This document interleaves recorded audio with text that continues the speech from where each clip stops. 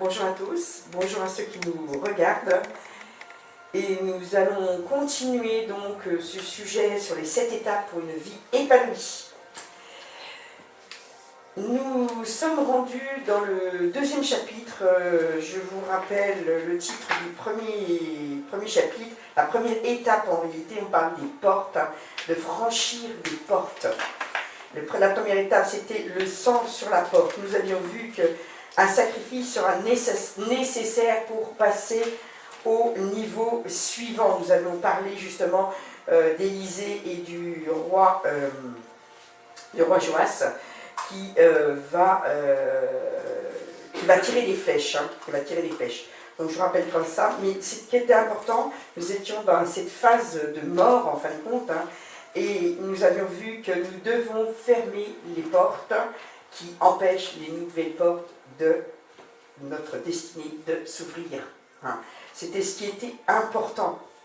Et nous avions vu que vous n'étiez jamais passé par là auparavant. Donc nous n'avions pas fini le premier chapitre. Nous allons terminer aujourd'hui et commencer le second chapitre. Donc je vous rappelle juste le passage sur lequel nous étions dans Josué 3, versets 1 à 4. Je vais vous le relire. Josué se leva de bon matin, partit de Chittim. Ils arrivèrent au Jourdain, lui et tous les Israélites, et ils passèrent la nuit avant la traversée. Au bout de 3 jours, les secrétaires parcoururent le camp et donnèrent cet ordre au peuple. Lorsque vous verrez le coffre de l'alliance du Seigneur, votre Dieu, porté par les prêtres lévites, vous partirez du lieu où vous êtes et vous le suivrez. Mais il y aura entre vous et lui une distance d'environ 2000 coudées. N'en approchez pas. Ainsi, vous saurez par quel chemin vous devez aller, car vous n'êtes jamais passé par ce chemin auparavant. Nous avions vu que le fait de passer, c'était aussi traverser, et c'était aussi le nom, la même étymologie que le nom d'Abraham, d'aller de l'avant, d'aller vers ce qui est inconnu, mais d'aller suivant l'ordre de Dieu, de se déplacer, de se lever. Alors nous allons voir que dans cette étape de mort, il y a 3 caractéristiques importantes. Je vous les nomme d'abord: la frustration, la révélation, les choix difficiles. Je répète, la frustration, la révélation, les choix difficiles. Nous allons voir ces 3 caractéristiques importantes. Si nous ne comprenons pas, en fin de compte, ce processus, cette phase, ça porte un nom pas très réjouissant, cette étape de mort, mais en réalité, pour passer à autre chose, il faut, souvent dans le monde on dit, il faut faire son deuil d'un travail, son deuil d'une vie passée. Pour passer bien à autre chose, il faut faire le deuil de ce qui était avant. Sinon, qu'est-ce qui se passe?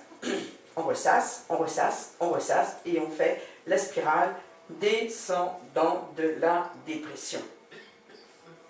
Pour passer à une autre étape, on sait qu'il faut faire un deuil.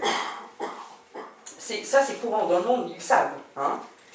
Mais c'est biblique. Vous savez que la plupart des choses qui sont dites dans le monde, en psychologie, tout ça, en philosophie, viennent de la Bible. Ils n'ont rien inventé.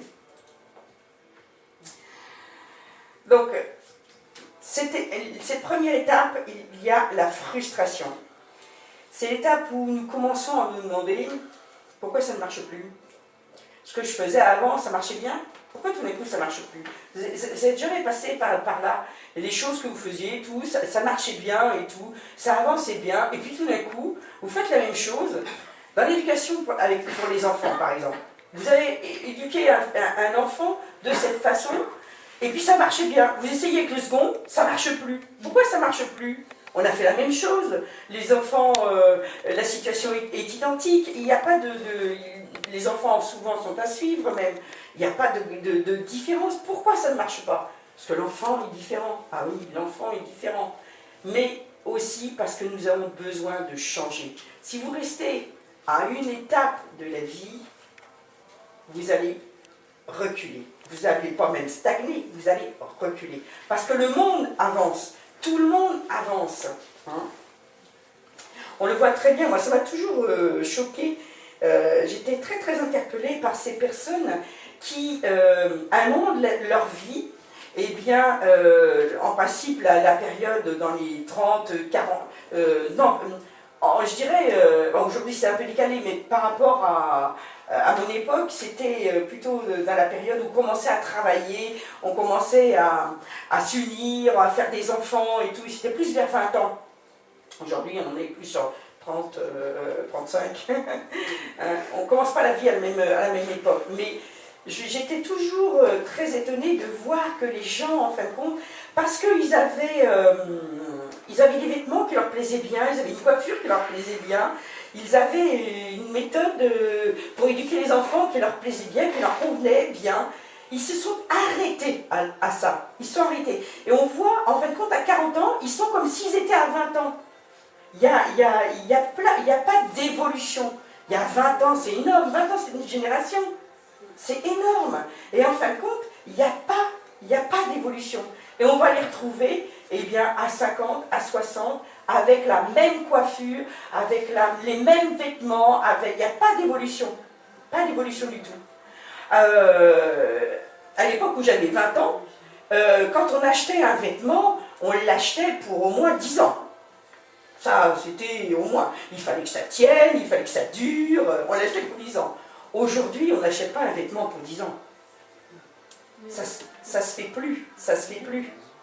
Là, vous parlez de quelque chose de superficiel, vêtements, coiffure. Ah non, non, ce n'est pas superficiel. Les gens sont vraiment très très ancrés dans ce qui est à l'extérieur. Ce qui est à l'extérieur reflète ce qui est à l'intérieur. Hein. Mais ouais, on va continuer. Hein. Alors, donc, ce que nous voyons, pourquoi ça ne marche plus? Moi, j'en étais là. Et quelquefois, c'est douloureux de changer. Pourquoi? Parce que nous sommes des créatures d'habitude. Nous aimons avoir notre routine, nous aimons que ça se passe comme ça, parce qu'on ne réfléchit plus. Quand on prend le volant, c'est vraiment un exemple typique. On prend le volant, on ne se pose pas la question, on met la clé, on ne regarde plus les rétros, ils sont réglés et tout. C'est une habitude, on démarre et voilà quoi. C'est pratique. On est dans des routines. Si on doit changer, si tout d'un coup on change de voiture, ah mince, alors je règle, c'est comment la vitesse là, c'est pas la même chose là. On va automatiquement, on n'a pas on n'est pas à l'aise, quoi. On va essayer de voir. Quand on a l'habitude de changer de voiture, je sais que nous, on a 2 voitures, bah, on va s'habituer même aux 2 voitures. Et passer, par exemple, d'une voiture avec des vitesses à une voiture automatique, vous serez un peu perturbé. Hein. C'est normal, nous sommes créés comme ça. Alors, on peut choisir cette phase, en fin de compte, de mort, pendant une semaine ou toute notre vie. On peut choisir. On peut choisir de ne pas vouloir changer. On peut choisir. Nous avons le choix et ça, c'est vraiment quelque chose qu'on ne peut pas nous retirer. Mais Dieu ne peut pas utiliser des personnes qui ne vont pas s'engager. Parce que rester sur cette position, c'est ne pas avancer. Vous êtes d'accord avec moi? Hein, c'est ne pas avancer. Les Israélites, ils sont restés 40 ans dans le désert. Ils sont restés, ils étaient frustrés. Ils ne pouvaient pas aller plus loin. Ils savaient qu'ils allaient tourner dans le désert et mourir dans le désert. Il n'y a que la génération d'après qui a pu sortir du désert. Ne devenons pas les victimes de nos propres choix.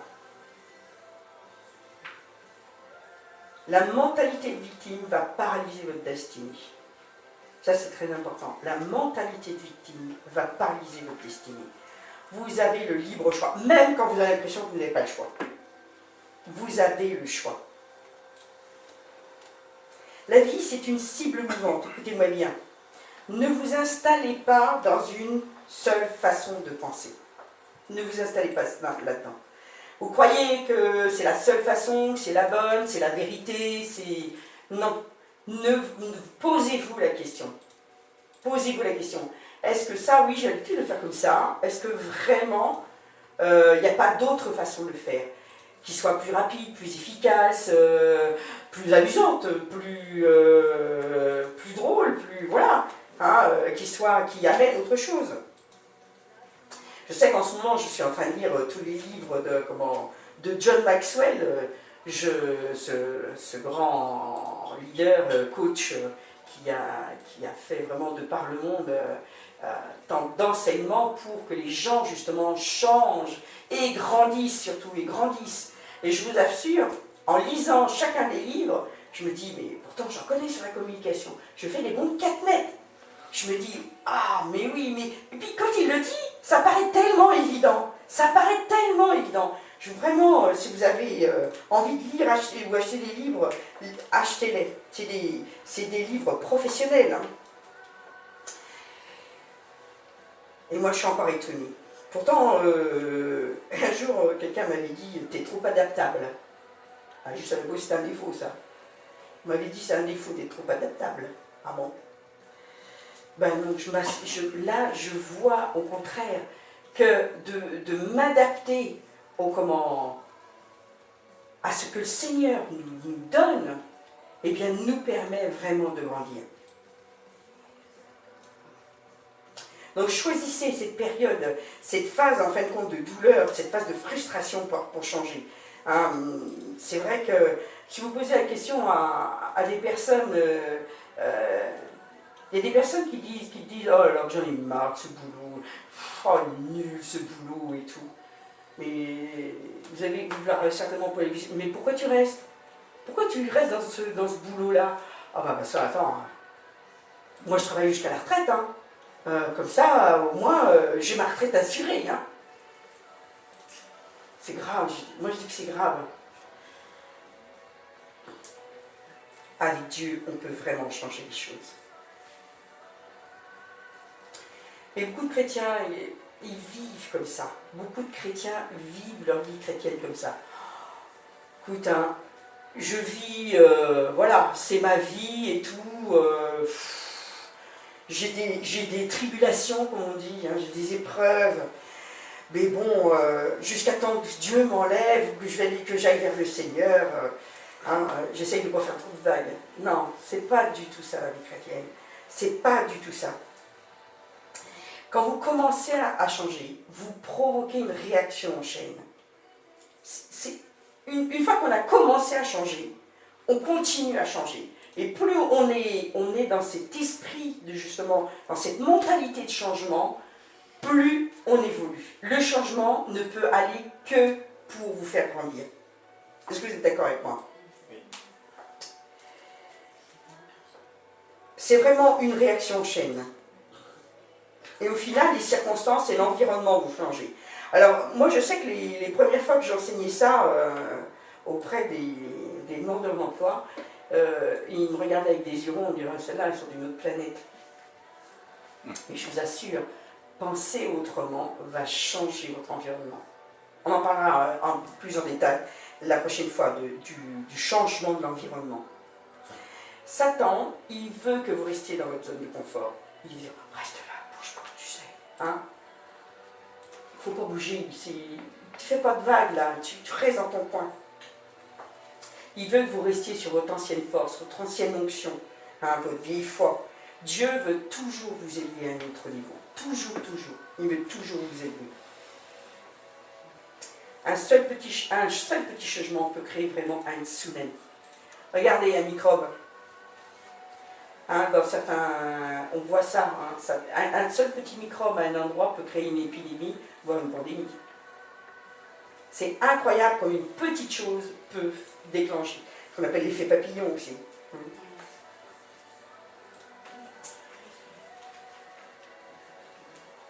Et c'est vrai que la peur du changement, elle est parfois suffisamment forte pour vous empêcher d'avancer jusqu'à l'étape suivante.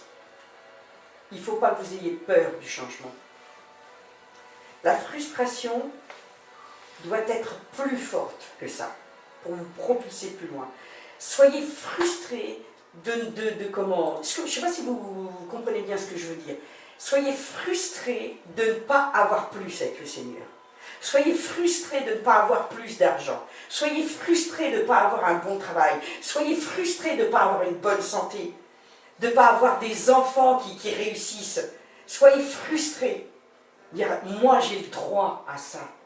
Avec Dieu, vraiment, nous ferons des exploits. J'aime bien cette expression, c'est ce qui est dans les psaumes. Avec Dieu, nous ferons des exploits. Et un exploit, ça commence par une petite chose dans ta vie. Un exploit, c'est pas d'aller conquérir l'Everest. Un exploit, c'est de changer. C'est de changer. Alors, point 2, la révélation. Alors peut-être que la révélation, elle viendra par une parole prophétique, elle viendra dans la louange, elle viendra quand tu liras la parole de Dieu, elle viendra là, comme là, lors d'un enseignement, hein, lors d'une prédication. Si tu regardes les vidéos, si tu regardes, tu verras, peut-être Dieu te révélera et te dira, il est grand temps que tu changes de travail, il est grand temps que tu déménages, il faut que tu déménages, il faut que tu viennes. Hein. Dans ces derniers temps, je parlais beaucoup avec une sœur de personnes qui voudraient faire l'école biblique. Mais ben, ils sont loin. Et ce qui est bizarre, c'est que ces personnes, elles cherchent du travail là où elles sont, et à chaque fois, elles sont prêtes d'avoir un travail, et hop, ça ne marche pas. Ça ne marche pas. Au dernier moment, hop, ça ne marche pas. Elles sont prêtes d'avoir un nouveau logement, hop, ça ne marche pas. Dieu les pousse dans un état de frustration pour qu'elles viennent à l'école biblique. Moi, je trouve ça formidable comment Dieu agit. La révélation, elle vient quand la lumière brille dans ton esprit. Et quand vraiment, là, tu as la révélation, eh bien, tu vas pouvoir avancer. Tu as besoin de la révélation. Parce que tant que tu te sens frustré, mais que tu n'as pas de révélation, tu ne peux pas bouger, quoi.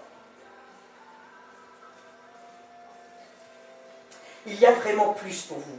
Dans Josué, allez, une référence biblique. Dans Josué 1, verset 2, qu'est-ce qu'il dit? Josué 1, verset 2. Quelque chose doit crier à l'intérieur de vous. Vraiment pour avoir plus. Et c'est le Saint-Esprit qui va vous guider. C'est le Saint-Esprit qui va vous pousser à vouloir plus. Accueillez le Saint-Esprit, hein, accueillez-le et recevez-le avec amour. Alors dans Josué 1, verset 2, il dit « Moïse, mon serviteur, est mort. Maintenant, lève-toi, passe ce Jourdain, toi et tout ce peuple, pour entrer dans le pays que je donne aux enfants d'Israël. » Voilà, Josué et Aaron étaient les deux piliers à côté de Moïse. Hein, et tant que Moïse n'était pas mort, il ne pouvait pas traverser le Jourdain. À partir de ce moment-là, le bâton va passer dans les mains de Josué, et c'est Josué qui va conduire les enfants d'Israël dans le pays promis, le pays Canaan. Il a eu une révélation à ce moment-là, et tant qu'il n'avait pas cette révélation de la part de Dieu, il ne pouvait pas se lever et passer le Jourdain pour aller plus loin. Troisième point, les choix difficiles. C'est sûr qu'il y a des choix difficiles à faire. Recherchez les réponses en priant. Recherchez vraiment, en lisant la parole, en écoutant les conseils de personnes de confiance. C'est vrai que quand nous déménageons, quand nous changeons de travail, de situation familiale, de relation, tout ne devient pas merveilleux. On se dit « Oh super, j'ai reçu la révélation, c'est génial et tout, je vais déménager et tout, je vais changer de travail, je vais... il y a des personnes qui ont déménagé, qui sont venues. Et tout n'est pas rose. Parce qu'à chaque fois qu'on change, à chaque fois il faut s'adapter, il faut apprendre des nouvelles choses, il faut faire confiance à d'autres personnes. À chaque fois qu'on rentre dans une nouvelle classe, la rentrée scolaire n'est pas loin, à chaque fois, eh bien, il y a des choses nouvelles à apprendre, il y a des nouvelles personnes, des nouvelles méthodes et tout, et il faut s'adapter. Et ce n'est pas en un clin d'œil qu'on peut faire ça. Il faut persévérer, et puis il faut tenir la route pendant 1 an. Et l'année d'après, on recommence. Et quand on change d'établissement, il faut encore s'adapter.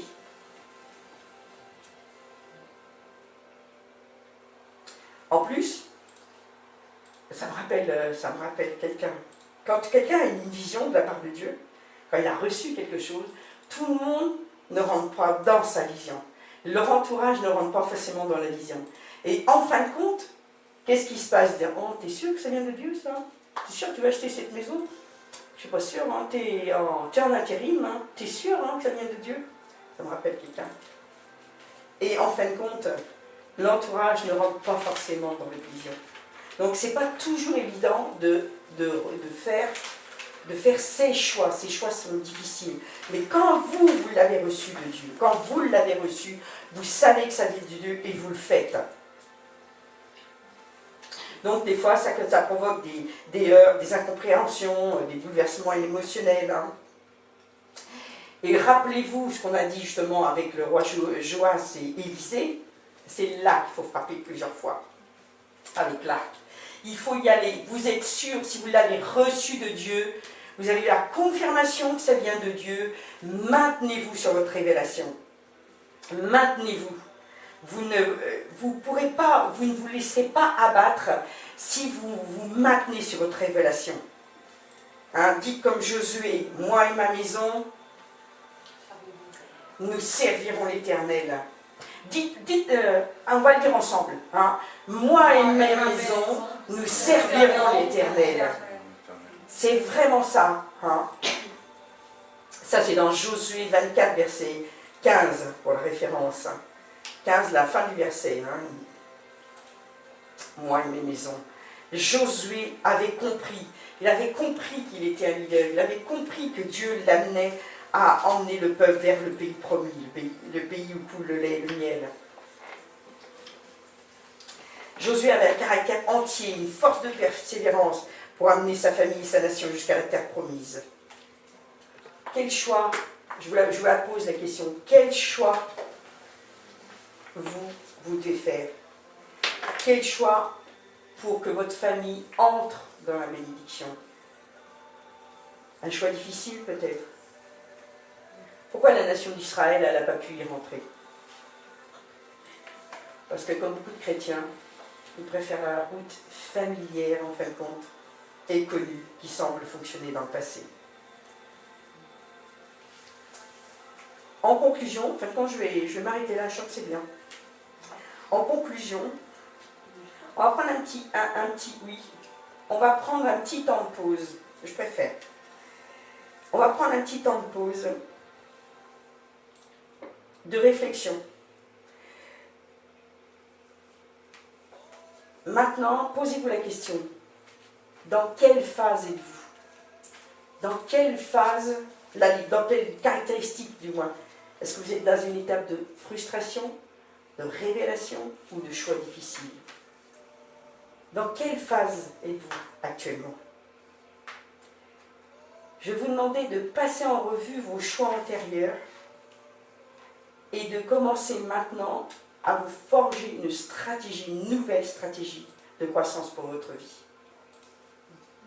Ça, c'est des réflexions que vous devez vous faire régulièrement. Dire, voilà, j'en étais là, j'ai fait ça, j'ai fait des choix, mais maintenant, où est-ce que je vais? Si vous voulez passer vraiment une porte à un niveau supérieur, il faut vous poser ces questions. Et régulièrement en plus. Et là, la phase de mort peut se révéler, être une porte ouverte pour un avenir nouveau. C'est vraiment ça. Merci.